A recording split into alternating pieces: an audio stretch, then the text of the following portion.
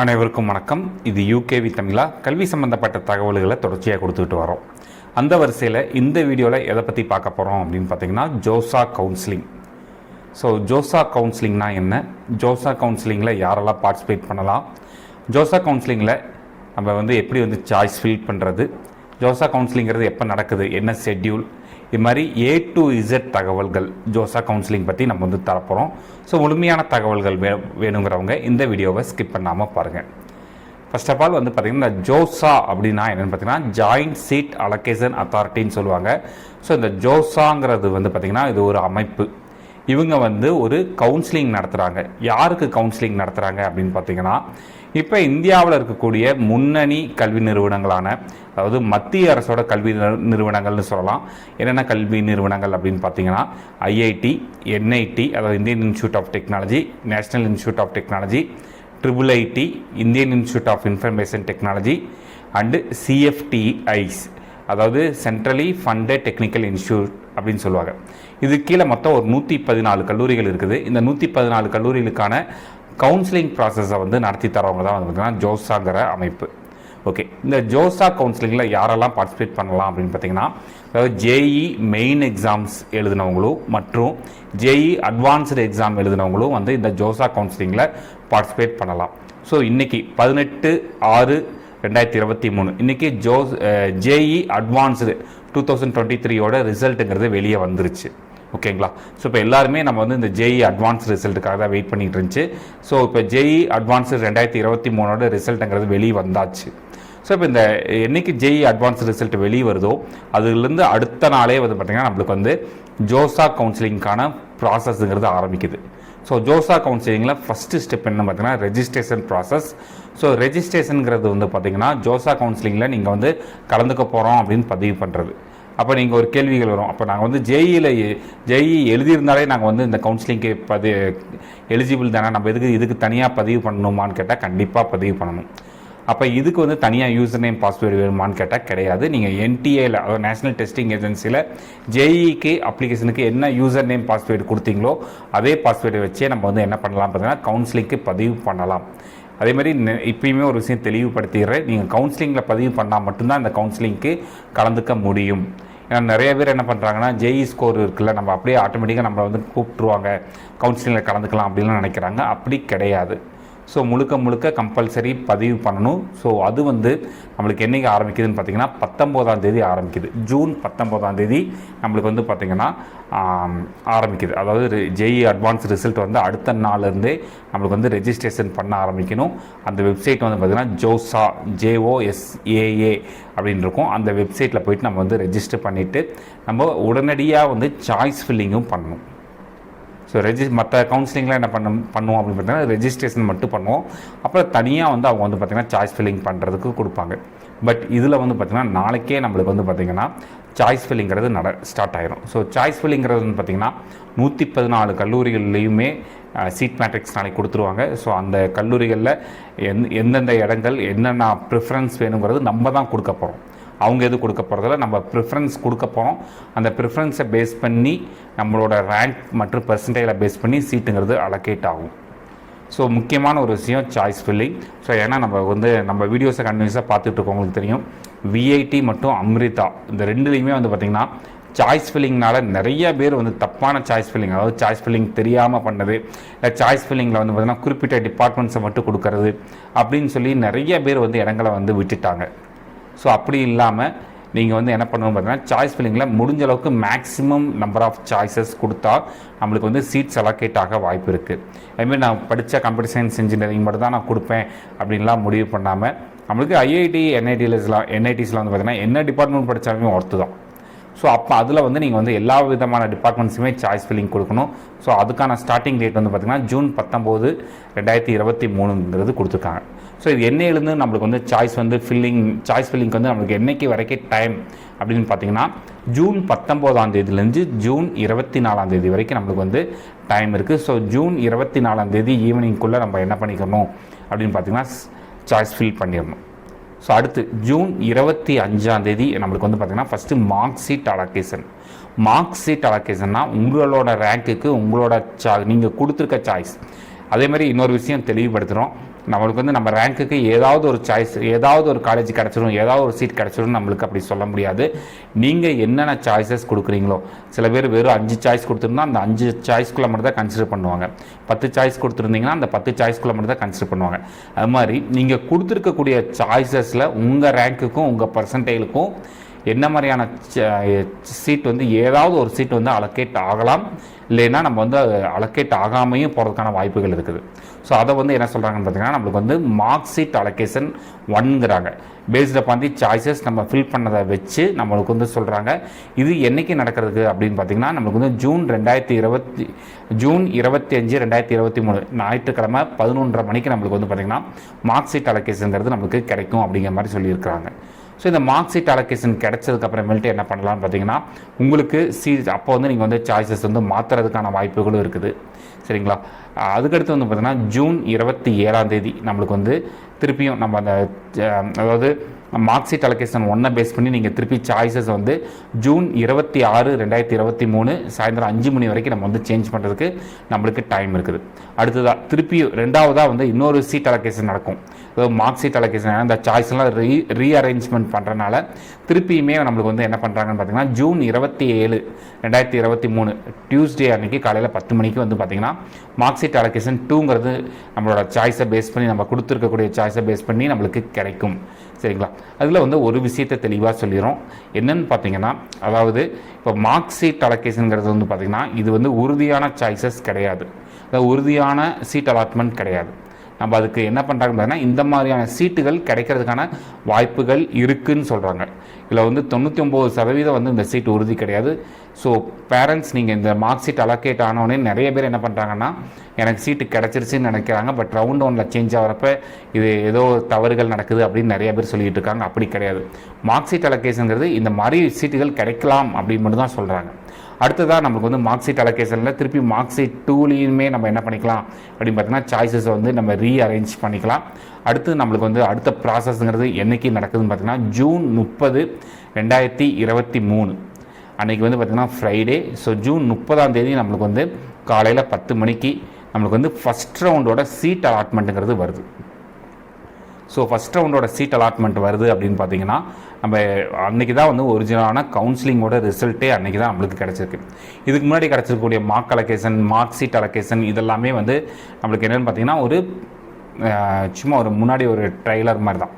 இதுதான் வந்து பார்த்திங்கன்னா நம்மளுக்கு வந்து உண்மையான ஒரு அலோகேஷன். ஸோ ரவுண்ட் 1ஓட சீட் அலோகேஷனுங்கிறது ஜூன் 30 2023 ஃப்ரைடே காலையில் 10 மணிக்கு நம்மளுக்கு கிடைக்குது. சரிங்களா? ஸோ அப்போ நம்ம என்ன பண்ணணும் அப்படின்னு பார்த்தீங்கன்னா, இதுக்கு வந்து நம்ம வந்து ஜூன் 30 நம்மளுக்கு சீட் அலோகேட் ஆகுது அப்படின்னு பார்த்தீங்கன்னா, ஜூலை 4 அதாவது ஜூன் 30 ஜூலை 4 நம்ம வந்து என்ன பண்ணணும் அப்படின்னு பார்த்தீங்கன்னா, நம்ம வந்து கன்ஃபர்மேஷன் கொடுக்கணும். அதாவது இனிஷியலாக வந்து ஒரு ஃபீ பே பண்ணணும். ஸோ அந்த ஃபீ பே பண்ணிவிட்டு அவங்க என்னென்ன டாக்குமெண்ட்ஸ்லாம் கேட்குறாங்களோ அந்த டாக்குமெண்ட்ஸ்லாம் வந்து நம்ம வந்து அப்லோட் பண்ணணும்.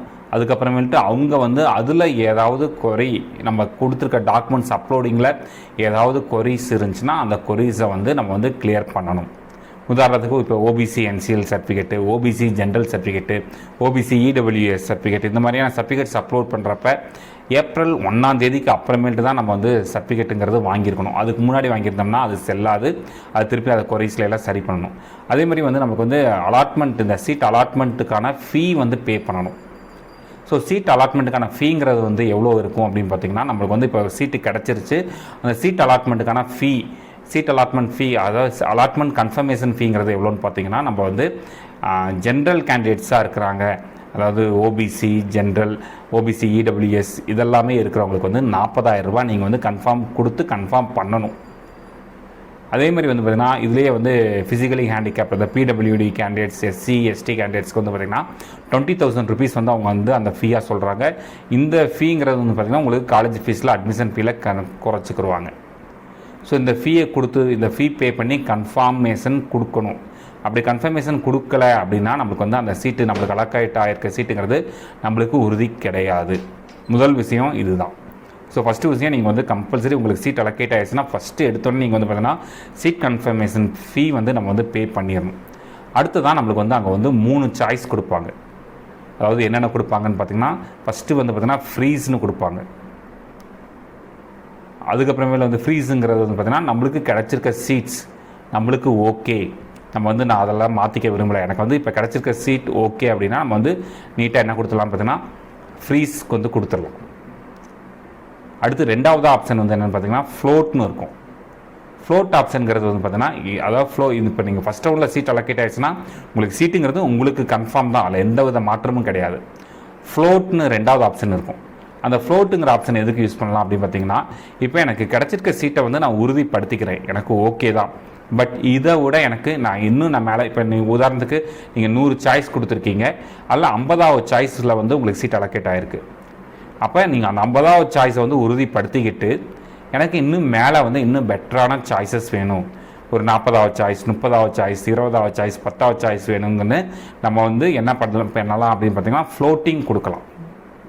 ஸோ அப்படி ஃப்ளோட்டிங் கொடுக்குறப்ப நம்மளுக்கு என்ன ஆகும் அப்படின்னு பார்த்தீங்கன்னா நம்மளுக்கு வந்து நீங்கள் வந்து எந்த சாய்ஸஸ் வேணாலுமே மேலே வந்து அது ஆட்டோமேட்டிக்காக அலர்ட் ஆகலாம். எனக்கு உறுதியாக வந்து இப்போ 50வது சாய்ஸ் கிடச்சப்போ உறுதியாக 40வது சாய்ஸ் தான் வேணும்லாம் கொடுக்க முடியாது, ஃப்ளோட்டிங் கொடுக்கலாம். ஃப்ளோட்டிங் கொடுக்குறப்ப அதாவது நீங்கள் ஃபில் பண்ணியிருக்க எந்த காலேஜஸில் வேணாலும் சீட்டு கிடைக்கிறதுக்கான வாய்ப்புகள்ங்கிறது இருக்குது. தேர்ட் ஆப்ஷனுங்கிறது வந்து பார்த்திங்கன்னா நம்மளுக்கு வந்து ஸ்லைடிங் ஆப்ஷன். ஸ்லைடிங் ஆப்ஷனுக்கும் ஃப்ளோட்டிங் ஆப்ஷனுக்கும் என்ன வித்தியாசம் அப்படின்னு பார்த்தீங்கன்னா இப்போ ஃப்ளோட்டிங் ஆப்ஷனில் வந்து நீங்கள் இதுக்கு மேலே கொடுத்துருக்கக்கூடிய எந்த சாய்ஸஸ், அதாவது இப்போ உதாரணத்துக்கும் உங்களுக்கு வந்து இப்போ ஐஐடி மெட்ராஸ் கிடச்சிருச்சு ஓகேங்களா, இப்போ ஐஐடி மெட்ராஸ் வேண்டாம், எனக்கு வேறு என்ன காலேஜஸ் வேணாலும் நான் ட்ரை பண்ணிக்கிறேன்னா அது வந்து நம்ம வந்து ஃப்ளோட்டிங்கில் கொடுக்குறது. அதே வந்து தேர்ட் ஆப்ஷன் வந்து ஸ்லைடிங்னு ஒரு ஆப்ஷன் இருக்கும். ஸ்லைடிங்னா என்னென்னு பார்த்தீங்கன்னா இப்போ உங்களுக்கு ஐஐடி மெட்ராஸில் மெக்கானிக்கல் இன்ஜினியரிங் கிடச்சிருக்கு ஓகேங்களா, எனக்கு வந்து நான் ஐஐடி மெட்ராஸ்குள்ளேயே படிக்க விரும்புகிறேன், ஆனால் எனக்கு வேறு டிபார்ட்மெண்ட் வேறு காலேஜஸ்லாம் போக விரும்பல, அதே காலேஜ்லேயே வேறு டிபார்ட்மெண்ட் கிடச்சா ஓகே அப்படிங்கிறது தான் ஸ்லைடிங் ஆப்ஷன். ஸோ இந்த 3 ஆப்ஷனை கொடுக்குறப்ப தெளிவாக வந்து ஆப்ஷன்ஸ் கொடுத்துக்கோங்க. மற்றும் வந்து பார்த்திங்கன்னா கம்பல்சரி ஃபீ அலாட்மெண்ட் ஃபீங்கிறது பே பண்ணிடுங்க. ஆனால் நீங்கள் அலாட்மெண்ட் ஃபீ பே பண்ணணும், டாக்குமெண்ட் வந்து கன்ஃபார்மாக அப்லோட் பண்ணணும், இந்த 3 ஆப்ஷனில் எந்த ஆப்ஷன் வேணுமோ அதை கொடுக்கணும், ப்ளஸ் கொரிஸ் இருந்துச்சுன்னா அந்த கொரிஸை கிளியர் பண்ணணும். இதெல்லாமே முடிஞ்சால் தான் உங்களுக்கு ஒரு ரவுண்ட் ஆஃப் கவுன்சிலிங்கிறது முடியும். ஸோ இது எல்லாத்தையுமே என்னைக்குள்ளே முடிக்கணும் அப்படின்னு பார்த்தீங்கன்னா ஜூலை 4ஆம் தேதிக்குள்ளே முடிக்கணும். ப்ளஸ் அவங்க வந்து ஏதாவது அந்த ஜூலை 4க்குள்ளே முடிச்சுட்டு அவங்க வந்து கொரிஸ் கொடுப்பாங்க. அந்த கொரிஸை வந்து நம்ம வந்து ஜூலை 5ஆம் தேதி தான் வந்து அந்த கொரிஸ்க்கான ரெஸ்பாண்ட் பண்ணுறதுக்கான கடைசி தேதியாக வந்து நடக்குது. இந்த ப்ராசஸ்லாம் முடித்தா மட்டும்தான் உங்களுக்கு வந்து சீட் கன்ஃபர்மேஷனுங்கிறது உறுதிப்படுத்தப்படும். அப்படி நீங்கள் உங்களுக்கு சீட் அலோகேட் ஆகி இந்த ஜூலை 4ஆம் தேதி ஜூலை 5ஆம் தேதிக்குள்ளே நீங்கள் வந்து ஃபீ பே பண்ணலை, ஆப்ஷன் கன்ஃபார்ம் பண்ணலை அப்படின்னா அந்த சீட்டுங்கிறது ஆட்டோமேட்டிக்காக கேன்சல் ஆகி அது வந்து ஆட்டோமேட்டிக்காக அடுத்த ரவுண்டுக்கு போயிடும். ஸோ அதேமாதிரி நிறைய பேருக்கு வந்து இன்னொரு ஆப்ஷனும் சொல்லிடுறேன், இப்போ ஃபஸ்ட் ரவுண்டில் சீட்டு கிடைக்கல அப்படின்னா கவலைப்பட வேண்டாம். உங்களுக்கு வந்து பின்னாடி பாசிபிலிட்டிஸ் நிறைய ரவுண்ட்ஸ் இருக்குது. சீட்டு ரவுண்ட் 2, ரவுண்ட் 3, ரவுண்ட் 4 அந்த மாதிரி நம்மளுக்கு அடுத்தடுத்த ரவுண்ட்ஸ் இருக்குது. ஸோ யாருமே வந்து ஒரி பண்ணிக்க தேவையில்லை. அடுத்த ரவுண்ட் 2க்கான சீட் அலோகேஷனுங்கிறது வந்து பார்த்திங்கன்னா ஜூலை 6 வந்து நம்மளுக்கு தேர்ஸ்டே அன்றைக்கி சாயந்தரம் 5 மணிக்கு கிடைக்கும். ஸோ ஃபஸ்ட் ரவுண்டில் சீட்டு அலோகேட் ஆயிடுச்சு, எனக்கு கன்ஃபர்மேஷன், அதாவது நம்ம வந்து ஃப்ரீஸ் கொடுத்தவங்க அதை பற்றி அதுக்கடுத்து நீங்கள் யோசிக்கவே தேவையில்லை, ஃபீ பே பண்ணிவிட்டு நீங்கள் ஜாயின் பண்ணிடலாம். இந்த ஃப்ளோட்டிங் கொடுத்தவங்களும் ஸ்லைடிங் கொடுத்தவங்களும் நம்ம வந்து கண்டிப்பாக சீட் அலாட்மெண்ட்டில் ரவுண்ட் 2ல் வெயிட் பண்ணணும். ஸோ இந்த ரவுண்ட் 2க்கு வந்து பார்த்திங்கன்னா நமக்கு ஜூலை 6ஆம் தேதி கிடைக்கும். அகெயின் இந்த same counselling process, seat allotment, fee pay பண்ணுறது, டாக்குமெண்ட் அப்லோட் பண்ணுறது, இதெல்லாமே ஜூலை 6லேருந்து 10க்குள்ளே பண்ணணும். ஆல்ரெடி இந்த ரவுண்ட் 1ல் சீட்டு கிடச்சி இந்த ப்ராசஸ்லாம் முடித்தவங்க ஃபீஸ் வந்து ஒரு ரவுண்டுக்கும், அதாவது ஒவ்வொரு ரவுண்டுக்கும் தனித்தனியாக பே பண்ணணுமான்னு கேட்டால் கிடையாது, ஒன்ஸ் பே பண்ணியிருந்தால் போதும். இந்த ஸ்லைடிங் ஃப்ளோட்டிங் ஆப்ஷனை மட்டும் நம்ம செக் பண்ணிக்கணும். ஸோ செகண்ட் ரவுண்டுக்கான கவுன்சிலிங்கிறது நம்மளுக்கு ஜூலை 6லேருந்து ஜூலை 10 வரைக்கும் நடக்குது. அதேமாதிரி அதுலேயுமே நம்மளுக்கு வந்து கொரிஸ் கிளியர் பண்ணுறதுக்கு ஜூலை 11 வரைக்கும் கொடுத்துருக்குறாங்க. அடுத்ததாக வந்து பார்த்திங்கன்னா நம்மளுக்கு வந்து அதே ஜூலை 7லேருந்து 11க்குள்ளே அவங்க என்ன பண்ணுறாங்க அப்படின்னு பார்த்திங்கன்னா சீட்டை வந்து நான் வித்ட்ரா பண்ணிக்கிறேன், இல்லை இந்த ரவுண்ட்லேருந்து வெளியே வந்துக்கிறேன், இந்த கவுன்சிலிங்லேருந்தே வெளியே போகிறேன் அப்படிங்கிறவங்களுக்கு வந்து ஜூலை 7லேருந்து 11 வரைக்கும் நம்மளுக்கு வந்து கொடுக்குறாங்க, டைம் கொடுக்குறாங்க இந்த ஃபஸ்ட்டு 2 ரவுண்டில் கலந்துக்கிட்டவங்களுக்கு. அடுத்ததாக ரவுண்ட் 3ங்கிறது நம்மளுக்கு வந்து பார்த்திங்கன்னா ஜூலை 12ஆம் தேதி வெனஸ்டே நம்மளுக்கு வந்து கிடைக்குது. ஸோ ரவுண்ட் 3 வந்து அன்றைக்கி seat allotment. So the same counselling process July நம்மளுக்கு வந்து 12லேருந்து 14ஆம் தேதி வரைக்கும் நம்மளுக்கு வந்து என்ன பண்ணுறாங்கன்றதுனா online reporting, fee payment, confirmation, floating, sliding, freezing இந்த ஆப்ஷன்லாம் கொடுக்குறாங்க. ஸோ அங்கே வந்து கொரிஸ் வந்து பண்ணுறதுக்கு அதை கிளியர் பண்ணுறதுக்கு கடைசி தேதி ஜூலை 15 கொடுக்குறாங்க. ஸோ அங்கே வந்து திருப்பியும் ஜூலை 13லேருந்து 15ஆம் தேதிக்குள்ளே வந்து பார்த்திங்கன்னா உங்களுக்கு என்ன பண்ணிக்கலாம் அப்படின்னு பார்த்தீங்கன்னா, நீங்கள் வந்து எனக்கு சீட்டு வேண்டாங்கிறவங்க வெளியே வந்துக்கலாம். இல்லைனா எனக்கு வந்து என்ன பண்ணிக்கலாம் பார்த்திங்கன்னா, இந்த கவுன்சிலிங் ப்ராசஸை விட்டு வெளியே போய்க்கிறவங்க போய்க்கலாம். இதுக்கு வந்து ஜூலை 13லேருந்து 15 வரைக்கும் கொடுத்துருக்குறாங்க. தென் 4th ரவுண்டு. ஸோ 4th ரவுண்டில் வந்து பார்த்திங்கன்னா ஜூலை 16ஆம் தேதி நடக்குது. ஸோ ஜூலை 16 அன்றைக்கி வந்து நமக்கு வந்து 4th ரவுண்டுக்கான சீட் அலாட்மெண்ட்டுங்கிறது கிடச்சிருது. ஸோ ஜூலை 16லேருந்து ஜூலை 19 வரைக்கும் நம்மளுக்கு என்ன பண்ணுறாங்கன்னு பார்த்தீங்கன்னா, திருப்பி நம்ம வந்து இந்த கன்ஃபர்மேஷன், ஃபீ பே பண்ணுறது ப்ளஸ் வந்து ஆப்ஷன்ஸ் கொடுக்குறது, இந்த ப்ராசஸ் எல்லாமே நடக்கும். ஸோ அதில் வந்து யாருக்காச்சும் எனக்கு சீட்டு வேண்டாம், எனக்கு நான் விட்ரா பண்ணிக்கிறேன், நான் எக்ஸிட் ஆகிக்கிறேங்கிறவங்களுக்கு வந்து பார்த்திங்கன்னா ஜூலை 18லேருந்து ஜூலை 20 வரைக்கும் வந்து நம்மளுக்கு வந்து டைம் கொடுத்துருக்காங்க. அதுக்குள்ளே நீங்கள் வந்து இந்த விட்ராவல், கொரி, ரெஸ்பான்ஸ் எல்லாமே கொடுத்துக்கலாம். அடுத்ததாக July 21 seat allocation for round 5. 5th round வரைக்குமே நம்மளுக்கு கவுன்சிலிங் இருக்குது. ஸோ அதில் வந்து சீட் அலோகேஷனுங்கிறது நம்மளுக்கு வந்து கிடைக்கும். ஸோ ஜூலை 21லேருந்து 24க்குள்ளே நீங்கள் எகெயின் இந்த சேம் கவுன்சிலிங் ப்ராசஸ் பண்ணிவிட்டு அதுக்கான கடைசி தேதியாக வந்து ஜூலை 25 கொடுத்துருக்காங்க. நீங்கள் அதில் சீட்டை கன்ஃபார்ம் பண்ணுறதுனாலும் ஜூலை 25க்குள்ளே வந்து நம்ம வந்து என்ன பண்ணலாம், சீட்டை வந்து இந்த கவுன்சிலிங் ப்ராசஸ்லேருந்து வெளியே வரதுனாலுமே ஜூலை 25க்குள்ளே வந்து வெளியே வந்துக்கலாம். விட்ராவல் ஆஃப் சீட்ஸ் ப்ளஸ் வந்து பார்த்திங்கன்னா நம்மளுக்கு வந்து கொரைஸ் வந்து வெளியே வர்றது, எக்ஸிட் ஆப்ஷன் இதெல்லாமே வந்து பார்த்திங்கன்னா நமக்கு வந்து ஜூலை 25க்குள்ளே வந்து வெளியே வந்துக்கலாம் அப்படிங்கிற மாதிரி சொல்கிறாங்க. ஸோ நமக்கு ஜூலை 26ஆம் தேதி வந்து பார்த்திங்கன்னா ஒரு முக்கியமான ஒரு ப்ராசஸாக பார்க்கப்படுது. என்ன பார்த்திங்கன்னா 6th ரவுண்டுக்கான அலாட்மெண்ட் ப்ராசஸ். அதே மாதிரி இன்னொரு விஷயம் என்ன சொல்கிறாங்கன்னு பார்த்தீங்கன்னா, final round of seat allocation for IITs. இதுதான் வந்து ஐஐடிஸில் சீட் அலோகேட் பண்ணுறதுக்கான ஃபைனல் ரவுண்ட் அப்படிங்கிற மாதிரி சொல்கிறாங்க. ஸோ நம்மளுக்கு வந்து பார்த்திங்கன்னா எகெயின் சீட் அலோகேஷனுங்கிறது ஜூலை 26 ஆரம்பிக்குது. அந்த 26லேருந்து 28ஆம் தேதிக்குள்ளே நீங்கள் ஃபீஸ் பே பண்ணி திருப்பி கன்ஃபர்மேஷன் கொடுக்கணும். ஸோ அந்த கன்ஃபர்மேஷன் கொடுத்து உங்களுக்கு அந்த கொரிஸ்லாம் ரெஸ்பாண்ட் பண்ணுறதுக்கான கடைசி தேதியாக ஜூலை 28ஆம் தேதிங்கிறது கொடுக்குறாங்க. ஸோ இந்த ஜூலை 28க்குள்ளே நம்ம வந்து என்ன பண்ணணும்னு பார்த்திங்கன்னா, நம்ம வந்து விட்ராவல் சீட்ஸ் விட்ராவல் பண்ணுறது, இல்லை கவுன்சிலிங் இந்த வெளியே வர்றது, இந்த மாதிரியான விஷயங்கள்லாம் நடக்கணும். கடைசியாக வந்து பார்த்திங்கன்னா நம்மளுக்கு வந்து என்ஐடிஸில் இருக்கிறவங்களுக்கு வந்து பார்த்திங்கன்னா ஜூலை 29லேருந்து 31க்குள்ளே நீங்கள் வந்து பார்சியல் ஃபீஸ், அட்மிஷன் ஃபீங்கிறது பே பண்ணணும்.